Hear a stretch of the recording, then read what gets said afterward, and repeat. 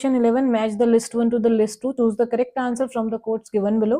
सूची 1 में है आपके लिए सवितर्क, सविचार, सानंद और सस्मिता। सूची 2 में है आपके लिए लिस्ट 2, जब चित्त तन्मात्राओं जैसी ध्यान से सूक्ष्म वस्तु पर केंद्रित होता है।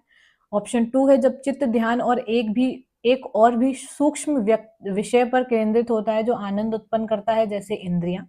जब चित्त ध्यान के लिए घास के वस्तु पर केंद्रित होता है, ऑप्शन 3। और ऑप्शन 4 है आपका जब चित्त उस अहम तत्व पर केंद्रित होता है जिससे आत्मा आमतौर पर पहचानती है। ऑप्शन ए आ गया है, बिल्कुल सही है। ए आंसर जो है आपका एकदम करेक्ट है। यहाँ पर जो सवितर्क है, व्हेन द चित्त is concentrated on a grass, नहीं ग्रॉस होगा, वही मैं समझ रही ग्रॉस क्यों लिखा है, ग्रॉस ऑब्जेक्ट, ठीक है। देन है आपके पास सविचार, व्हेन चित्त is concentrated on a subtler object, काफी सटल ऑब्जेक्ट तक आ जाता है।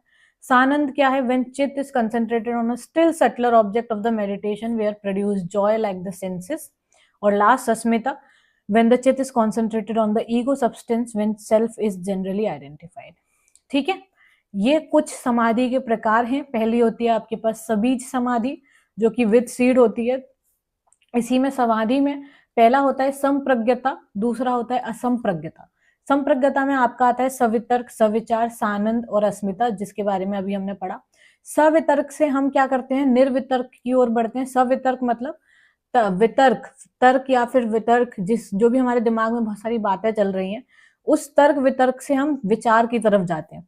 फिर हम क्या करते हैं, सविचार से निर्विचार की ओर बढ़ते हैं। विचार से हम आनंद की ओर बढ़ते हैं, ठीक है। आनंद से अस्मिता की ओर और अस्मिता से निर्बीज समाधि। देन आपका आता है यहाँ पर, यहाँ से आप टर्न करते हो निर्बीज समाधि पर। निर्बीज समाधि के बाद जो अल्टीमेट समाधि होती है, धर्म में एक समाधि।